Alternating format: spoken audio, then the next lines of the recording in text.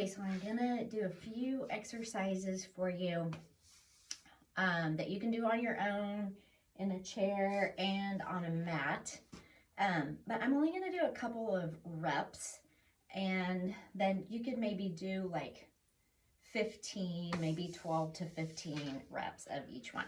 So we'll just start out with some lateral flexion to get you moving. Take your left hand on the side of your chair. Right arm's gonna reach up first. So think about reaching the ceiling first and try to keep your right arm, this arm, really straight to fold yourself in half. Bring the bottom rib to your hip here on this side, and then reach yourself back up really tall again. Reach your fingers up and then bring it back down. And you're just gonna keep doing that on this side. So reach up first, keep the up arms straight and your palm faces down toward the floor. Try not to bring your arm out in front of you. Keep it right over your ear, and then reach up again and back down. And then same thing, other side. Reach up first, straight arm, bottom rib to the hip. So really open up that side, and then reach up first. Think about lengthening your spine, and then bring it back down. So that's your side flexion. And then just to work on your neck a little bit, tuck your chin in and think about lengthening the back of your neck, and then just release that.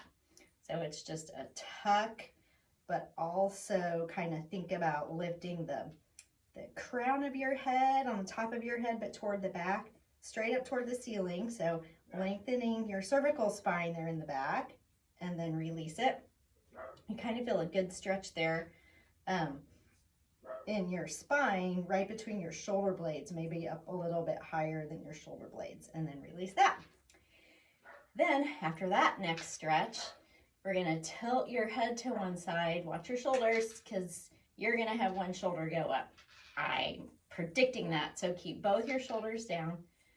Tilt your head sideways, but then look down toward that shoulder, and then look back forward again, and then bring it up. And then just go the other way. Shoulders stay down, tilt sideways, look toward your armpit or your shoulder, look forward, don't lift your head back up yet, and then come back up. So there's some good neck exercises. Now a little bit of rotation for your thoracic spine is good. So take your arms straight out in front of you, and you're gonna reach your right fingers forward. So really reach forward here, but your other fingers are gonna reach back. And make sure you look back there at your back fingers, and then bring it forward. So that twisting is coming from your thoracic spine, right around your shoulder blades, maybe a little bit below your shoulder blades. And then do the other way. One hand reaches forward. So reach forward first, and then rotate. Watch your hand, watch your hand, watch your hand, watch your hand to reach all the way back. And then watch your hand as it comes forward. So just get that length first, and then open your chest and look back. So there's some thoracic mobility there. And then to open your chest a little bit, take your palms, face them backwards, and just push back, hold it there, and then think of lifting your sternum.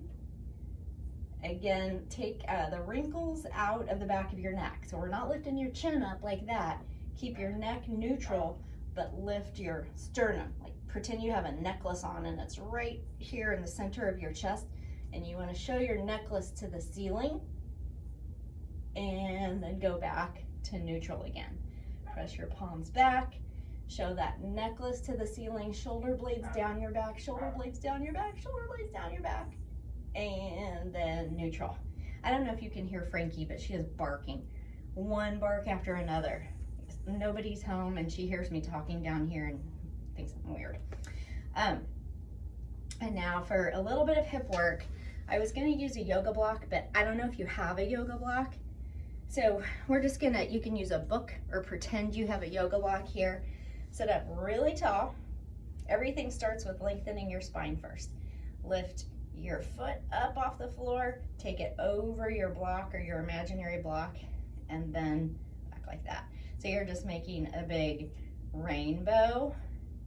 But when you do this, don't lean back to lift your leg up. You want to sit straight up tall and use that hip flexor to lift up. So I know your hip flexor is tight, but it still needs to be strong, and you need to keep mobility in it. So your legs are going up and out and up and back in. Just kind of a little hip release there. So that's that one. And then go ahead and stand up. Let's just put your chair in front of you, or you come around the side of your chair, hands down. More hip work. Seems really super easy, but you maybe wouldn't just think of it off the top of your head. Pull your belly button in without rounding your back. So see, I'm kind of sticking my fanny out there. Belly button in, and then just lifting your leg. Tap it back down, just barely tap it down. And lift and tap. Really focus when you do this on this area between your butt and your thigh. Use those muscles to lift, so that hip is hinging, or actually it's extending, or it's unhinging, and here it's hinging.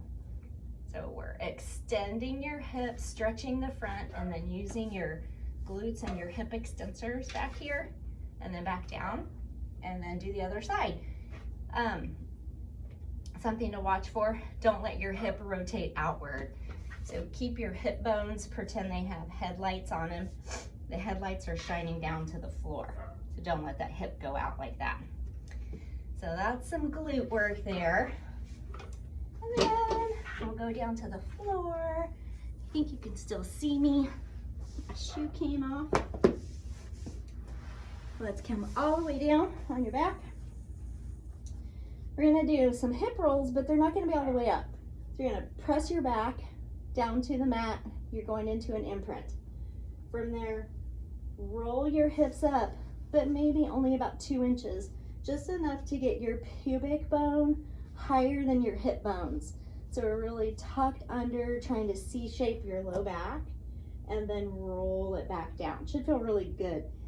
If you wanna make it a little harder, bring your feet and your knees as close together as you can get them. Squeeze your knees together when you do this. It's gonna get your inner thigh muscles into it. Really think of using your hips and your glutes and putting a little crease at your waist to tuck under, go into that imprint position. And then once you come back down, go more into a neutral position. So I have a little bit of space behind my low back. You can even slip your hand underneath there. Bring your legs up to tabletop. Keep that little space behind your low back, but still kind of sink your rib cage. So we're still using your abs, but you're in neutral.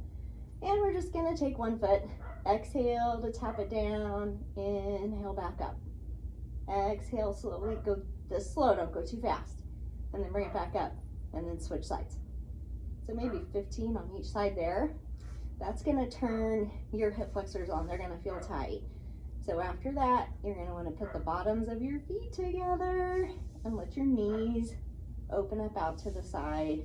Open up your hips, your hip flexors. Bring your knees back up. Take your feet wide and then take your knees side to side. Good. Okay, next thing you're gonna do is take your right leg straight up in the air. Your left leg's gonna go straight if you can lay comfortably like that.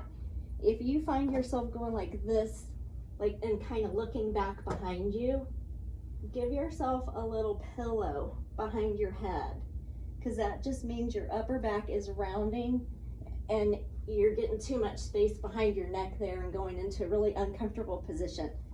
So put a pillow behind your head, your leg goes up, your left hip is gonna stay super, super strong. Don't let your left hip move, but let that right leg go as far as it can without lifting your left hip up like that. Keep your left hip down and bring that leg back up. Your leg might only go out that far. It might come out really far. Just depends on how you're feeling that day.